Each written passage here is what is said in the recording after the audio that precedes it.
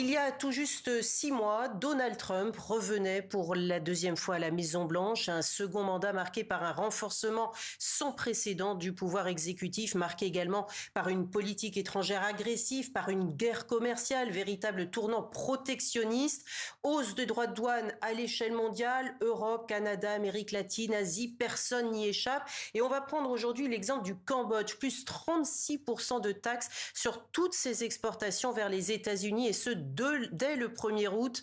Arnaud Darc, merci d'être avec nous en direct depuis Phnom Penh. Vous représentez le secteur privé cambodgien sur les enjeux fiscaux et commerciaux. Cette hausse de 36%, c'est acté ou bien cela fait encore l'objet de pourparlers avec Washington? Appliqué le 1er août. Pour parler en lien avec les autorités américaines. Le but, c'est d'obtenir un réajustement à 25% qui nous permettrait au moins de rester compétitifs face aux voisins directs, le Vietnam, l'Indonésie, le Bangladesh. 36%, ce n'est pas un tarif de protection, c'est un tarif de décrochage. Le Cambodge n'a jamais été subventionné, il a produit, exporté, respecté les règles. Aujourd'hui, le Cambodge demande un geste de stabilité, pas un privilège. Donc, nous attendons les dernières réunions.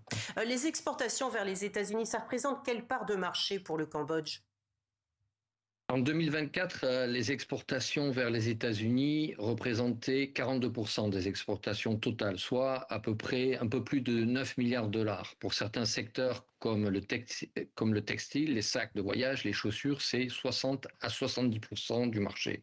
Le Cambodge est devenu un fournisseur fiable et éthique pour les grandes marques. Nous exportons plus de 200 millions de t-shirts, 60 millions de paires de chaussures, 50 millions de sacs par an. Et derrière ces chiffres, il y a 850 000 travailleurs directs et leurs familles dans les usines, dont 80% de femmes. Cette taxe touche un axe économique vital pour le Cambodge. Toutefois, Arnaud Darc, 36%, c'est toujours moins que les 49% initialement décidés par l'administration Trump dès le 2 avril dernier, on s'en souvient. Mais concrètement, comment cela impacte-t-il le marché, l'entreprise? Et vous avez évoqué le secteur textile. Je vais alors parler du secteur privé. Comment rassurer justement les investisseurs qui investissent au Cambodge? Alors, oui, on a évité les 49%, mais les 36%, ça reste le tarif douanier le plus élevé appliqué à un pays en développement hors sanctions. C'est un choc immédiat pour les chaînes d'approvisionnement. Ça signifie qu'un t-shirt à 5 dollars avant passe à 6,80, un sac à 15, de 15 à 20, une paire de baskets de 22 à 30, et ce sont des produits de grande consommation. Résultat, le consommateur américain paiera plus. Et ce n'est pas une taxe sur le Cambodge, comme dit l'administration de Trump, c'est une fiscalité invisible sur le panier de l'Américain moyen. Et pendant ce temps, ici, au Cambodge, 100 000 emplois sont directement en danger cette année, et peut-être 250 000 autres à moyen terme si la production se délocalise. Il y a déjà des suspensions de commandes, des fermetures temporaires, des familles sans revenus. Ce tarif est un impôt à double détente. Il pénalise l'importateur, le consommateur américain et le producteur cambodgien et ses salariés, sans reconstruire de base industrielle ailleurs, aux États-Unis. Et c'est là l'incohérence. Depuis 30 ans, le prix du textile aux États-Unis ont baissé de 50 à 70%.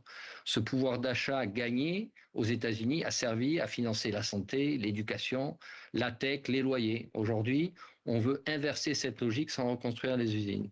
C'est une décision fiscale, un impôt déguisé, ce n'est pas une stratégie industrielle. Qu'en est-il des... L'Ohio ne produira pas de sac à main.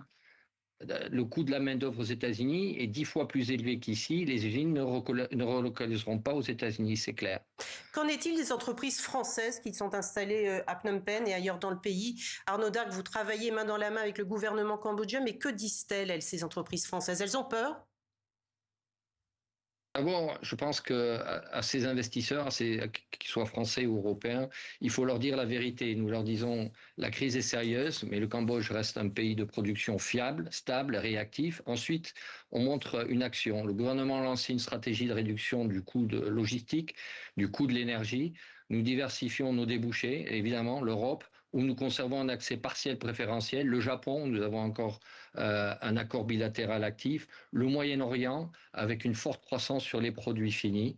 Nous renforçons aussi la traçabilité, la certification ESG, la montée en gamme des produits, et surtout, nous avons un dialogue structuré entre le secteur privé et les autorités publiques à travers ce Government Private Sector Forum dont je suis le co-chair pour un des groupes de travail. C'est ce qui nous a permis d'avancer vite.